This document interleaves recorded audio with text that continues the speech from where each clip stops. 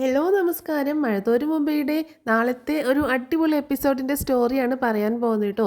അപ്പോൾ നാളെ കുറച്ച് നല്ല സംഭവ വികാസങ്ങളൊക്കെ നടക്കുന്നുണ്ട്. അപ്പോൾ അതിൻ്റെ സ്റ്റോറിയാണ് പറയാൻ പോകുന്നത്. അപ്പോൾ എല്ലാവരും സ്റ്റോറി മുഴുവനായിട്ട് കേൾക്കുക, സപ്പോർട്ട് ചെയ്യുക.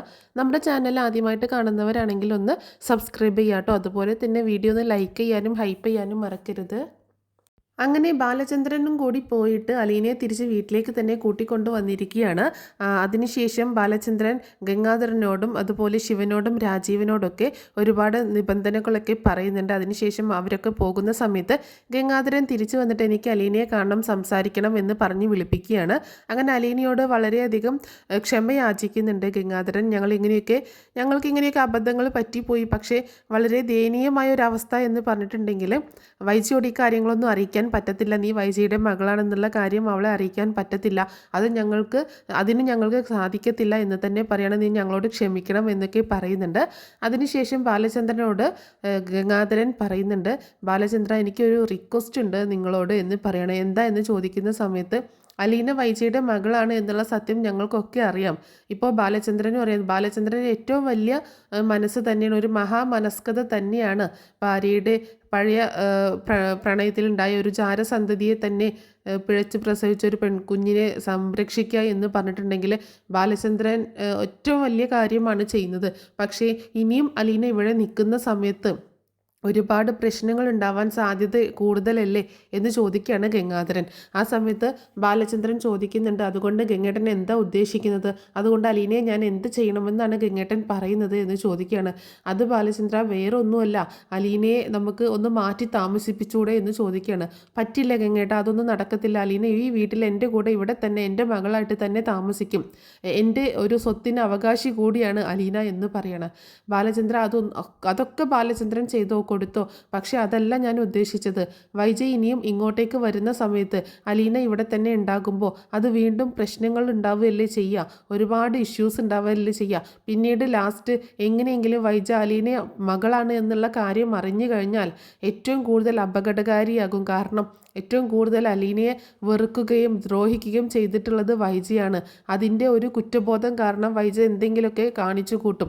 അതുമാത്രമല്ല, ഈ കാര്യങ്ങളൊക്കെ പൂർവ്വ കഥകളൊക്കെ ബാലചന്ദ്രൻ അറിഞ്ഞു എന്ന് കഴിഞ്ഞാൽ, മക്കൾ അറിഞ്ഞു കഴിഞ്ഞാൽ വൈജയുടെ സ്വഭാവം എങ്ങനെയായിരിക്കും എന്നൊന്നും നമുക്ക് പറയാൻ പറ്റത്തില്ലല്ലോ.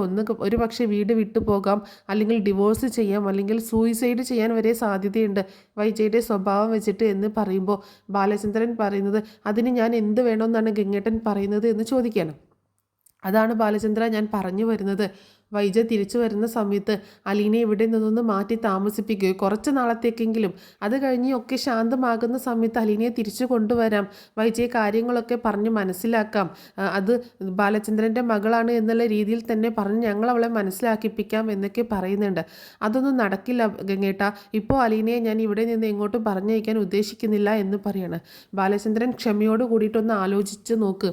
നിങ്ങളുടെ കുടുംബം തകർന്നു പോവാതിരിക്കാൻ വേണ്ടിയിട്ടാണ് ഞാൻ ഈ പറയുന്നത്. എന്തോന്ന് കുടുംബം ഗംഗേട്ടാ, ഇനി എന്ത് കുടുംബം? ഇത്രയും നാളും ഒരു വിഡ്ഢിയായിട്ട് ഞാൻ ജീവിച്ചില്ലേ നിങ്ങളുടെ പെങ്ങളുടെ ആട്ടും തുപ്പൊക്കെ സഹിച്ച്? ഇനി എന്തോന്ന് ജീവിതമാണ് എനിക്ക്, ഇനി എന്ത് നല്ല ജീവിതമാണ് എനിക്കുള്ളത് എന്ന് ചോദിക്കുകയാണ് ബാലചന്ദ്രൻ. ആ സമയത്ത് ഗംഗാധരൻ പറയുന്നത്, അങ്ങനെയല്ല ബാലചന്ദ്ര, കാര്യം എന്തൊക്കെ പറഞ്ഞാലും വൈജയുടെ ഭാഗത്ത് തെറ്റ് സംഭവിച്ചു എന്നുള്ളത് ശരിയാണ്. പക്ഷേ വൈജയെ കൊണ്ട് കൂടുതൽ തെറ്റ് ചെയ്യിപ്പിച്ചത് ഞങ്ങളാണ് എന്ന് വേണമെങ്കിൽ പറയാം. ബാലചന്ദ്രനുമായിട്ടുള്ള വിവാഹം നിർബന്ധപൂർവ്വം നടത്തിയതും ഞങ്ങളാണ്. ഒരു കാര്യങ്ങളും ബാലചന്ദ്രനോട് പറയരുത് എന്ന് വൈജയെ ചട്ടം കെട്ടിയതും ഞങ്ങളാണ്. അതുകൊണ്ടാണ് ബാലചന്ദ്രനോട് ഒരു കാര്യങ്ങളും വൈജ തുറന്ന് പറയാതിരുന്നത് എന്ന് പറയുമ്പോൾ, ഒക്കെ കൊള്ളാം ഗംഗേട്ട, വൈജ എന്നോട് തുറന്ന് പറയാതിരുന്നത് നിങ്ങളുടെ നിർബന്ധം കൊണ്ടായിരിക്കാം.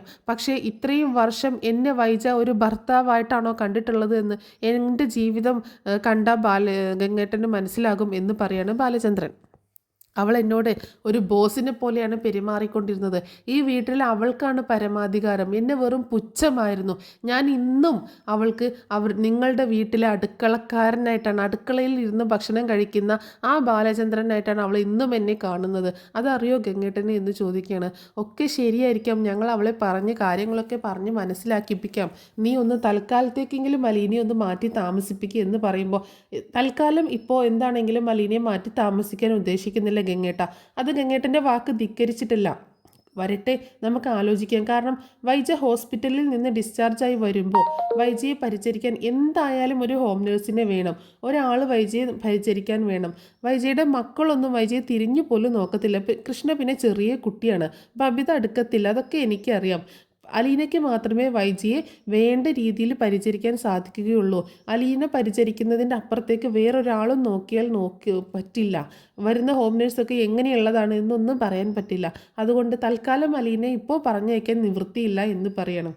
അപ്പോൾ ഗംഗാധരൻ പറയുന്നുണ്ട്, അലീന പരിചരിക്കുന്നത് ഞങ്ങൾക്കും സന്തോഷമുള്ള കാര്യമാണ്. കാരണം അവളുടെ അമ്മയല്ലേ, അവൾ നന്നായിട്ട് നോക്കുമെന്ന് ഞങ്ങൾക്കറിയാം. പക്ഷേ അലീനയുടെ പരിചരണം വൈജി ഇഷ്ടപ്പെടുന്നില്ലെങ്കിലോ, വൈജിക്ക് അത് ദേഷ്യമാണ്, അല്ലെങ്കിൽ വൈജിക്ക് അത് ഒരുപാട് ഇറിറ്റേഷനാണ് ഉണ്ടാക്കുന്നതെങ്കിൽ, വൈജി അതിനോട് പോസിറ്റീവായിട്ട് പ്രതികരിക്കുന്നില്ലെങ്കിൽ വീണ്ടും പ്രശ്നങ്ങൾ ഉണ്ടാവത്തില്ലേ ഉള്ളൂ. അപ്പോൾ അലീന പരിചരിക്കുന്നതോ കാര്യങ്ങൾ ചെയ്തു കൊടുക്കുന്നതോ ഒന്നും നല്ല രീതിയിൽ വരത്തില്ലല്ലോ എന്ന് ചോദിക്കുമ്പോൾ അതൊക്കെ അങ്ങോട്ട് ശരിയായിക്കോളും ഗംഗേട്ട. കാരണം വൈജ കിടന്ന കിടപ്പിൽ വൈജയ്ക്ക് തന്നെ ഒരിക്കലും ഒന്നും ചെയ്യാൻ പറ്റത്തില്ലല്ലോ, അതിനൊരാളുടെ സഹായം കൂടിയേ തീരത്തുള്ളൂ. അതുകൊണ്ട് ആദ്യമൊക്കെ എതിർപ്പ് കാണിച്ചാലും അത് വൈജ അംഗീകരിച്ചോളും. തൽക്കാലത്തേക്കാണെങ്കിലും രോഗം മാറാനാണെങ്കിലും വൈജ അത് അംഗീകരിച്ചോളും എന്ന് പറയാണ് ബാലചന്ദ്രൻ. എന്നാൽ ശരി, അങ്ങനെ ആവട്ടെ, അലീന തന്നെ അവളുടെ അമ്മയെ പരിചരിക്കട്ടെ എന്ന് പറയാണ് ഗംഗേട്ടൻ. അതിനുശേഷം വേണ്ടത് എന്താണെന്ന് വെച്ചാൽ ആലോചിച്ച് ബാലചന്ദ്രൻ തന്നെ തീരുമാനിക്കൂ എന്ന് പറയുന്നുണ്ട്. ആ സമയത്ത് ബാലചന്ദ്രൻ ചോദിക്കുന്നുണ്ട്, ഗംഗേട്ടൻ എനിക്കൊരു ഉപകാരം ചെയ്യണം, എന്താ സംഭവം എന്ന് ഞാൻ പിന്നീട് വിളിച്ച് പറയുന്നുണ്ട്, ഞാൻ ചോദിക്കുന്ന കുറച്ച് ഡീറ്റെയിൽസ് എനിക്ക് ഗംഗേട്ടൻ തരണം എന്ന് പറയണം. അതെന്താ ബാലചന്ദ്രൻ ചോദിക്കുമ്പോൾ അതൊക്കെ ഞാൻ പിന്നീട് പറയാം എന്ന് പറയുന്നുണ്ട്. അങ്ങനെ ഗംഗാധരൻ അവിടെ നിന്ന് പോവുകയാണ്. അതുപോലെ ശിവനും രാജീവനും ഓൾറെഡി കാറിലുണ്ടല്ലോ, അവർ പോകുന്നുണ്ട്. ആ സമയത്ത് ബാലചന്ദ്രൻ പറയുന്നുണ്ട്, മോള് ഇതൊന്നും കാര്യമാക്കണ്ട, തൽക്കാലം മോളെ ഞാൻ ഇവിടുന്ന് പറഞ്ഞേക്കാൻ ഉദ്ദേശിക്കുന്നില്ല. അവരങ്ങനെ പലതും പറയും, അവർക്ക് അവരുടെ കാര്യം മാത്രമേ ചിന്തയുള്ളൂ, വെറും സ്വാർത്ഥരാണ് എന്ന് പറയുമ്പോൾ അലീന പറയുന്നുണ്ട്, അങ്ങനെയല്ല അച്ഛാ, അവർ പറഞ്ഞതിലും കാര്യമുണ്ട്. അമ്മ ഇനിയും എന്നോട് അനിഷ്ടവും ഇഷ്ടക്കേടും അല്ലെങ്കിലൊക്കെ കാണിക്കുമ്പോൾ അമ്മയ്ക്ക് ആ രോഗം മാറിക്കിട്ടാൻ ഒരു സാധ്യത കുറയുന്നുണ്ട്. അമ്മ ഞാൻ എന്തൊക്കെ ചെയ്തു കൊടുത്താലും അത് അമ്മയ്ക്ക് ഇഷ്ടപ്പെടുന്നില്ല എന്നുണ്ടെങ്കിൽ അമ്മ ഒരിക്കലും അതിന് പോസിറ്റീവായിട്ട് പ്രതികരിക്കില്ല എന്ന് പറയുമ്പോൾ അതൊക്കെ ശരിയായിക്കോളൂ, നീ ഇപ്പോൾ തൽക്കാലം പോയിട്ടൊന്ന് ഫ്രഷ് ആവ്, ഒന്ന് കുളിച്ച് ഡ്രസ്സൊക്കെ ഒന്ന് മാറ്, എന്നിട്ട് നമുക്ക് എന്തെങ്കിലുമൊക്കെ കഴിക്കാം എന്ന് പറയുന്നുണ്ട് ബാലചന്ദ്രൻ. ഇനിയിപ്പോൾ ഇത്രയും ലേറ്റായി, ഒന്നും കഴിച്ചില്ലല്ലോ, നീയും ഒന്നും കഴിച്ചില്ലല്ലോ, ഞങ്ങളും ഒന്നും കഴിച്ചില്ല, ഞാൻ പോയി പെട്ടെന്ന് ഫ്രഷ് ആയിട്ട് വരാൻ വെച്ചാൽ, എന്നിട്ട് നമുക്ക് എന്തെങ്കിലും ഉണ്ടാക്കി കഴിക്കാം എന്ന് പറയാണ് അലീന. തൽക്കാലം നീ പോയി ഫ്രഷ് ആവുക, എന്തെങ്കിലും ഉണ്ടാക്കാൻ പറ്റുമെന്ന് ഞാനും കൃഷ്ണമോളും കൂടി ഒന്ന് നോക്കട്ടെ എന്ന് ബാലചന്ദ്രനും പറയുന്നുണ്ട്. അങ്ങനെ അലീന ഫ്രഷ് ആവാൻ പോവുകയാണ്. ബാലചന്ദ്രൻ കൃഷ്ണമോളെയും കൂട്ടിയിട്ട് തൽക്കാലം കഴിക്കാനൊക്കെ ആയിട്ട് കുടിക്കാനൊക്കെ ഉള്ള ജ്യൂസൊക്കെ ഉണ്ടാക്കുന്നുണ്ട്. അതേ സമയത്താണ് മനു അങ്ങോട്ടേക്ക് വരുന്നത്. മനു വരുന്ന സമയത്ത് ഭയങ്കര വെപ്രാളപ്പെട്ടിട്ടാണ് വരുന്നത്. അലീനയെ കിട്ടിയല്ലോ, ആ ഒരു സന്തോഷമുണ്ട്. പക്ഷെ അലീന എവിടെയായിരുന്നു, എന്താ സംഭവിച്ചത്, എന്തെങ്കിലും ബുദ്ധിമുട്ടുണ്ടായോ എന്നുള്ള കാര്യങ്ങളൊക്കെ ഭയങ്കര ടെൻഷനായിട്ട് ആലോചിച്ചിട്ടാണ് മനു വരുന്നത്. അങ്ങനെ വന്ന ഉടനെ തന്നെ ചോദിക്കുന്നുണ്ട്, അലീന എന്തേ അങ്കിളെ എന്ന് ചോദിക്കുകയാണ്. അലീന ഒന്ന് ഫ്രഷ് ആവാൻ പോയി. മനു, നീ ഇരിക്കേ, നിനക്ക് കുടിക്കാൻ എന്തെങ്കിലും വേണോ? ഒന്നും വേണ്ട അങ്കിളെ, ആകെ ഭ്രാന്ത് പിടിച്ചിരിക്കുകയാണ്. അലീന എവിടെ, അലീനയ്ക്ക് എന്താ പറ്റിയത്, എന്താ അങ്കിളെ ഇവിടെ നടന്നുകൊണ്ടിരിക്കുന്നത് എന്നൊക്കെ ചോദിക്കുകയാണ് മനു. എന്താ നടന്നുകൊണ്ടിരിക്കുന്നതെന്ന് ഇനി നിൻ്റെ അച്ഛനോടും കൊച്ചച്ഛനോടും പോയി ചോദിക്കുക, അവരാണ് ഇതിൻ്റെ ഒക്കെ പുറകിൽ. ഒരാളൊഴിഞ്ഞ വീട്ടിൽ ഒറ്റയ്ക്കിട്ട് കെട്ടി വെച്ചേക്കായിരുന്നു എൻ്റെ കൊച്ചിനെ എന്ന് പറയാണ് ബാലചന്ദ്രൻ. എന്നാലും അവർക്കൊക്കെ എങ്ങനെ ചെയ്യാൻ തോന്നുന്നു അങ്കിളെ ഇങ്ങനെയൊക്കെ, അതും ആ കൊല്ലപ്പള്ളി വീട്ടിൽ ഞാനും ജനിച്ചു പോയല്ലോ, എനിക്ക് നാണം തോന്നുന്നു അവരുടെ കുടുംബത്തിൽ ജനിച്ചതിൽ എന്നൊക്കെ പറയുമ്പോൾ എന്ത് ചെയ്യാനാ മനു, നിൻ്റെ അച്ഛനും കൊച്ചച്ഛനും വല്യച്ഛനും എല്ലാവരും കണക്കാണ്. വല്യച്ഛനാണ് പിന്നെയും തമ്മിൽ ഭേദമുള്ളത്. പക്ഷേ എന്നാലും ആൻറ്റിയോട് ഇങ്ങനെയൊക്കെ ചെയ്തില്ലേ, ആൻറ്റിയുടെ ജീവിതത്തിൽ ഇങ്ങനെയൊക്കെ സംഭവിച്ചില്ലേ, അതിൻ്റെ പുറകിലും ഇവരുടെ കൈകളായിരിക്കും. ആൻറ്റിയുടെ ജീവിതം ഇങ്ങനെയൊക്കെ ആയി മാറാൻ, ആൻറ്റി ഒരു പക്ഷേ ഇതുപോലെ ദേഷ്യക്കാരിയൊക്കെ ആയി മാറാൻ ഒരു പക്ഷേ ഇവർ തന്നെ ആയിരിക്കാം കാരണം എന്ന് പറയുമ്പോൾ ആൻറ്റിയുടെ കാര്യം വിട്, അതെന്തെങ്കിലും ആവട്ടെ, ഇനിയിപ്പോൾ നമുക്ക് അലീനയുടെ കാര്യങ്ങൾ മാത്രം നോക്കാം, അതിൽ ശ്രദ്ധ കൊടുത്താൽ മതി എന്ന് പറയണം. അങ്ങനെ ആ സമയത്താണ് അലീന കുളിയൊക്കെ കഴിഞ്ഞ് വരുന്നത്. അപ്പോൾ ബാലചന്ദ്രൻ പറയുന്നുണ്ട്, നിങ്ങൾ ഏതായാലും സംസാരിച്ചിരിക്കുക, ഞാനൊന്ന് പോയി ഫ്രഷ് ആയിട്ട് വരാമെന്ന് പറഞ്ഞിട്ട് പോവുകയാണ്. അങ്ങനെ അലീനയെ കാണുമ്പോൾ മനുവിന് ഭയങ്കര സന്തോഷവും സങ്കടവും ഒരു സമാധാനം തന്നെ തോന്നുക കേട്ടോ. അപ്പം എന്തൊക്കെയോ ഒരു ഫീലിംഗ് അപ്പോൾ ഒരു നെടുവീർപ്പ്, ഒരു ദീർഘനിശ്വാസമൊക്കെ മനുവിൽ നിന്ന് ഉണ്ടാവുന്നുണ്ട്. ഓ സമാധാനമായി എന്നുള്ള രീതിയിൽ അലീനയെ കണ്ടപ്പോഴേ. അപ്പോൾ മനുവിനെ കണ്ടപ്പോൾ അലീന ചിരിക്കുന്നുണ്ട്. താൻ ഞങ്ങളെ കൂടി പേടിപ്പിച്ച് കളഞ്ഞല്ലോ എന്ന് അലീനയോട് മനു പറയുമ്പോൾ അലീന ഒന്നും മിണ്ടുന്നില്ല കേട്ടോ. അപ്പോൾ മനുവേട്ടൻ ഇത് എവിടെ പോയതായിരുന്നു എന്ന് കൃഷ്ണ ചോദിക്കും. ഞാൻ തിരുവനന്തപുരം വരെ പോയി, അവിടെ ശാസ്തമംഗലത്തെ അവിടെ എങ്ങാനും നിന്നെ കൊണ്ടുപോയിട്ടുണ്ടോ എന്ന് അറിയാനായിട്ട് എന്ന് പറയാണ്. അവിടെ നിന്നാണ് ഞാനിപ്പോൾ തിരിച്ചു വരുന്നത് എന്ന് മനു പറയുമ്പോൾ അലീനയ്ക്ക് സന്തോഷവും സങ്കടവും കൂടി വരും കേട്ടോ. തന്നെ അന്വേഷിച്ച് ഒരു രാത്രി മുഴുവൻ മനുവേട്ടൻ നടക്കുകയായിരുന്നു എന്ന് കണ്ടപ്പോൾ ഭയങ്കര ഇമോഷണൽ ആവുകയാണ് അലീന. ആ സമയത്ത് കൃഷ്ണ പറയുന്നുണ്ട്, ഇപ്പോൾ ഞാനിവിടെ നിൽക്കുന്നത് രണ്ടു പേർക്കും ഒരു സ്വർഗത്തിലെ കട്ടുറുമ്പ് പോലെ ഉണ്ട് അല്ലേ എന്ന് ചോദിക്കുകയാണ്. ഞാനിവിടെ നിന്ന് പോയിട്ടുണ്ടായിരുന്നെങ്കിൽ, ഞാനിവിടെ ഇല്ലായിരുന്നെങ്കിൽ ഒരു ഹഗ്ഗിൽ തീർന്നേനെ എല്ലാ പ്രശ്നങ്ങളും, നിങ്ങളുടെ ചോദ്യങ്ങളും പറച്ചിലും ഒക്കെ ഒരു ഹഗ്ഗിൽ തീർന്നേനെ അല്ലേ എന്ന് ചോദിക്കുമ്പോൾ അലീന ഒന്ന് പോടി അവിടുന്ന്, അവളൊരു വർത്താനം കൊണ്ട് വന്നേക്കുന്നു എന്ന് പറയാണ്. മനു ആണെങ്കിൽ ഒന്നും മറുപടി പറയുന്നില്ല കേട്ടോ. ആ സമയത്ത് മനു അലീനയുടെ അടുത്ത് വന്നിട്ട് കൈ പിടിച്ചുകൊണ്ട്, എന്നാലും ഒരു രാത്രി മുഴുവൻ ഞങ്ങളെ തീറ്റിച്ചല്ലോ നീ എന്ന് പറയുമ്പോൾ മനുവേട്ടൻ ഞാൻ എന്ന് പറയണം. ഒന്നും പറയണ്ട, എനിക്കറിയാം, എല്ലാം എനിക്കറിയാം, നീ ഒരു തെറ്റും ചെയ്തിട്ടില്ല എന്ന് എനിക്കറിയാം. എന്നാലും ഒരുപാട് വിഷമിച്ചിട്ടോ, ഒരു രാത്രി കൊണ്ട് നിന്നെ കാണാനില്ല എന്ന് കണ്ടപ്പോൾ ഒരുപാട് ഞാൻ പേടിച്ചു പോയി എന്നൊക്കെ മനു പറയുമ്പോൾ ആ മനുവിൻ്റെ കണ്ണുകളിൽ അലീന തന്നോടുള്ള പ്രണയം കാണുകയാണ്. അത്രയും ഒരു സിറ്റുവേഷനിൽ അപ്പോഴും കൃഷ്ണ പറയുന്നുണ്ട്, ഞാൻ നിൽക്കണോ അതോ പോണോ, ഞാൻ പോകുന്നതായിരിക്കും നല്ലത് അല്ലേ എന്ന് ചോദിക്കുമ്പോൾ മനു പറയുന്നുണ്ട്, നീ നിൻ്റെ ഇഷ്ടം പോലെ ചെയ്യേ, നിൽക്കണമെങ്കിൽ നിൽക്കാം, അല്ലെങ്കിൽ പോയാൽ വലിയ ഉപകാരം എന്ന് പറയുമ്പോൾ ഏയ് അതൊന്നും വേണ്ട, നീ ഇവിടെ നിന്നോ എന്ന് അലീന പറയണം. എനിക്കറിയാം ഞാനിവിടെ നിൽക്കേണ്ട, നീയും കൂടി പൊക്കോ എന്നാണ് ചേച്ചിയുടെ മനസ്സിലെന്ന് എനിക്കറിയാം, ഞാൻ ഏതായാലും പോയിട്ടേ ഇപ്പം വരാം എന്ന് പറഞ്ഞിട്ട് കൃഷ്ണമോൾ അവിടെ നിന്ന് പോവുകയാണ്.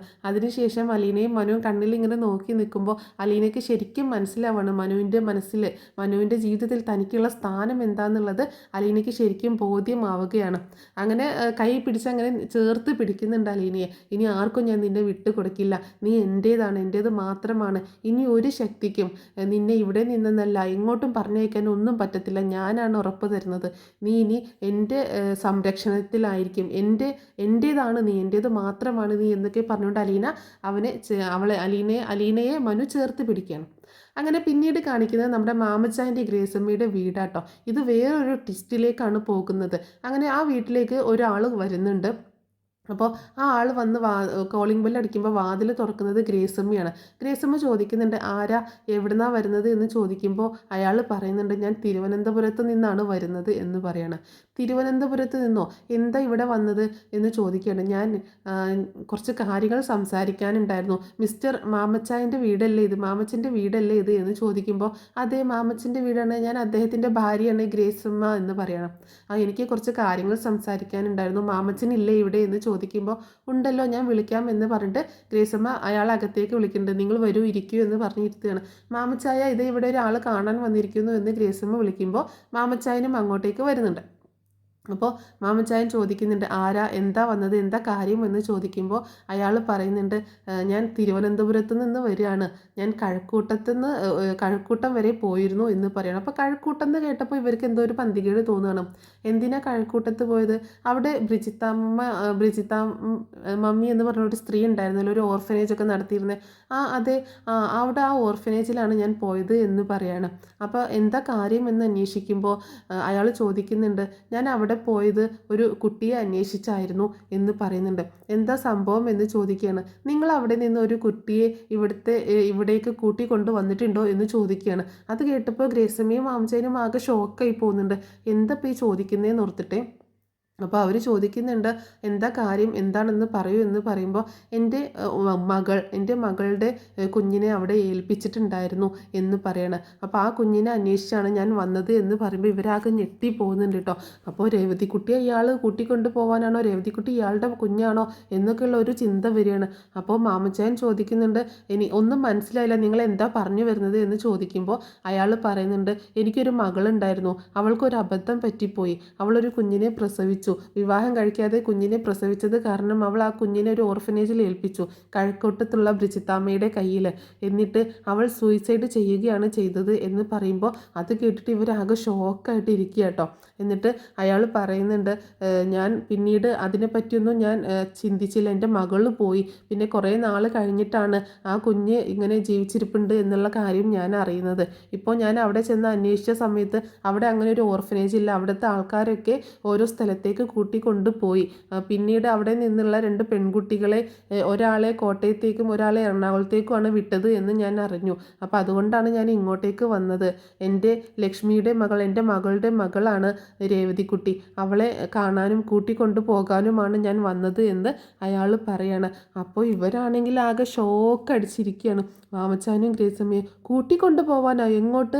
രേവതിക്കുട്ടി ഞങ്ങളുടെ മകളാണ്, ഞങ്ങളാണ് അവളെ ദത്തെടുത്തേക്കുന്നത്, ഞങ്ങളുടെ മകളാണ്, ഒരിക്കലും ഞാൻ അവളെ വിട്ടുതരില്ല എന്ന് ഗ്രേസമ്മ പറയുമ്പോൾ അയാൾ പറയുന്നുണ്ട്, അങ്ങനെ പറയരുത്. എൻ്റെ മകളുടെ ഒരേ ഒരു ശേഷിപ്പ് അത് മാത്രമേ ഉള്ളൂ. എനിക്ക് അവളെ ഒന്ന് കാണണം. അവൾ എൻ്റെ കൂടെ വരാൻ തയ്യാറാണെങ്കിൽ അവളെ കൂട്ടിക്കൊണ്ടു പോകാനായിട്ടാണ് ഞാൻ വന്നിട്ടുള്ളത് എന്ന് പറയുമ്പോൾ മാമച്ചാനും ഗ്രേസമ്മയും തകർന്നു പോവാണ്. രേവതിക്കുട്ടിയെ പറഞ്ഞയക്കുക എന്ന് വിചാരിച്ചിട്ട് അങ്ങനെ ചിന്തിക്കാൻ പോലും അവരെ കൊണ്ട് സാധിക്കത്തില്ല.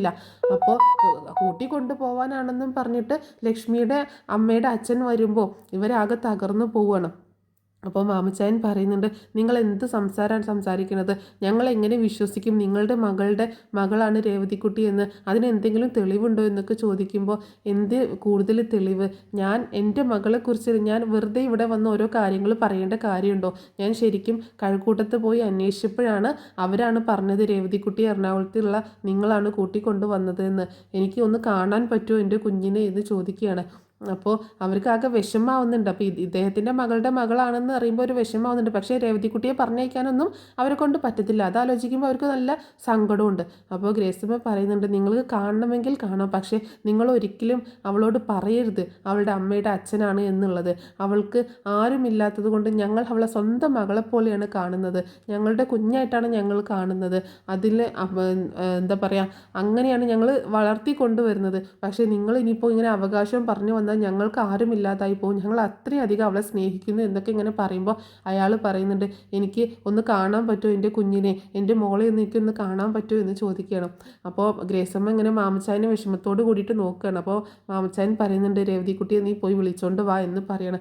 മനസ്സോടെ ഗ്രേസമ്മ പോയിട്ട് രേവതിക്കുട്ടിയെ വിളിക്കാനായിട്ട് പോവാണ്. കിച്ചണിലായിരുന്നു രേവതിക്കുട്ടി. അപ്പോൾ ഇവിടെ ഒരു ഗസ്റ്റ് വന്നു എന്നറിഞ്ഞിട്ട് ചായ എടുക്കുകയായിരുന്നു കേട്ടോ രേവതിക്കുട്ടി. അപ്പോൾ രേവതിക്കുട്ടി ചോദിക്കുന്നുണ്ട്, ആരാ ഗ്രേസമ്മ ഈ ഗസ്റ്റ് വന്നേക്കുന്നത്? ഞാൻ ചായ എടുക്കണം, എത്ര പേരുണ്ട് എന്ന് ചോദിക്കുമ്പോൾ ഒരാളേ ഉള്ളൂ. അപ്പോൾ 3 ഗ്ലാസ് മതിയല്ലോ നിങ്ങൾക്ക് 3 പേർക്കും എന്ന് പറയണം. നീ അതൊക്കെ അവിടെ വെച്ച് നീ വന്നേ, നിന്നെ വിളിക്കുന്നുണ്ട് ആ ചേട്ടൻ എന്നാ അച്ഛൻ നിന്നെ വിളിക്കുന്നു എന്ന് പറയാം. എന്നെ വിളിക്കുന്നു എന്നോ? നിന്നെ വിളിക്കുന്നു, അതായത് മാമച്ചനങ്ങൾ നിന്നെ വിളിക്കുന്നുണ്ട്, ചായയും കൊണ്ട് വാ എന്ന് പറയണം. അങ്ങനെ രേവതിക്കുട്ടി ചായയും കൊണ്ടിട്ട് അങ്ങോട്ടേക്ക് വരികയാണ്. കൂടെ ഗ്രേസമ്മയും വരുന്നുണ്ട്. രേവതിക്കുട്ടിയെ കാണുമ്പോൾ അയാൾ ഇരിക്കുന്നിടത്തു നിന്ന് എഴുന്നേറ്റ് പോവാട്ടോ. തൻ്റെ മകളുടെ കുഞ്ഞിനെ ആദ്യമായിട്ട് കാണുമ്പോൾ അയാൾക്ക് ഭയങ്കര സന്തോഷവും ഒക്കെ ഇങ്ങനെ വരികയാണ്. അപ്പോൾ അയാളിങ്ങനെ ഇതെങ്ങാനും പറയുമോ എന്നൊക്കെയുള്ളൊരു വിഷമം ഇവർക്കും ഉണ്ടായിരുന്നു. അങ്ങനെ ഗ്രേസമ്മയും മാമച്ചാനും പറഞ്ഞിട്ടുണ്ടായിരുന്നു, നിങ്ങൾ ഒരിക്കലും പറയരുത് അവളോട്, അവളെ ഞങ്ങൾക്ക് വേണം, ഞങ്ങൾ വിട്ടു തരില്ല എന്നൊക്കെ പറയുന്നുണ്ടായിരുന്നു. അങ്ങനെ അയാൾ വന്നിട്ട് രേവതിക്കുട്ടിയുടെ കയ്യിൽ നിന്ന് ചായ വാങ്ങിച്ചു കുടിക്കുന്നുണ്ട്. അപ്പോൾ രേവതിക്കുട്ടി ചോദിക്കുന്നുണ്ട്, മുത്തശ്ശൻ എവിടുന്നാണ് വരുന്നത്, എവിടെയാണ് വീട്, എന്തിനാ വന്നതെന്നൊക്കെ രേവതിക്കുട്ടി ചോദിക്കുമ്പോൾ, ഞാൻ വെറുതെ വന്നതാണ്, ഇവിടെ വന്നപ്പോൾ ഇവരെനിക്ക് മുൻപ് പരിചയമുണ്ട്, അതുകൊണ്ട് ഇവരൊന്ന് കാണാൻ വേണ്ടിയിട്ട് വന്നതാണ് എന്ന് പറഞ്ഞ് ഒപ്പിക്കുകയാണ് ആ വന്ന ആൾ.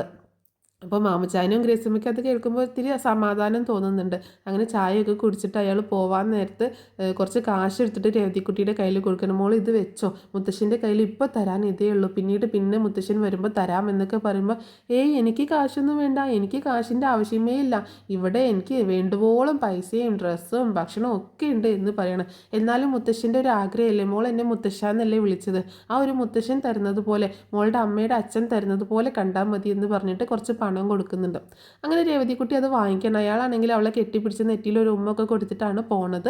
അപ്പോൾ അത് കാണുമ്പോൾ രേവതിക്കുട്ടിക്ക് എന്തോ ഒരു സംതിങ് റോങ് ആയിട്ട്, എന്താ ഇപ്പം ഇങ്ങനെ ചിന്തിക്കണം. എന്നിട്ട് അവരോട് ഗ്രേസമ്മയുടെ മാമച്ചാരോട് ചോദിക്കുന്നുണ്ട്, അത് ആരാ അങ്കിളെ, അത് ആരാ ആൻറ്റി എന്നോട് ഇങ്ങനെയൊക്കെ സ്നേഹത്തോടെ പെരുമാറുന്നത്, എനിക്കൊന്നും മനസ്സിലാവുന്നില്ല എന്ന് പറയുമ്പോൾ, അതൊക്കെ പിന്നീട് പറയാം, അത് നമുക്ക് പരിചയമുള്ള ഒരാൾ തന്നെയാണ്, നമുക്ക് അത്രയും വേണ്ടപ്പെട്ട ഒരാൾ തന്നെയാണെന്ന് ഗ്രേസമ്മ മറുപടി പറയുന്നുണ്ട്.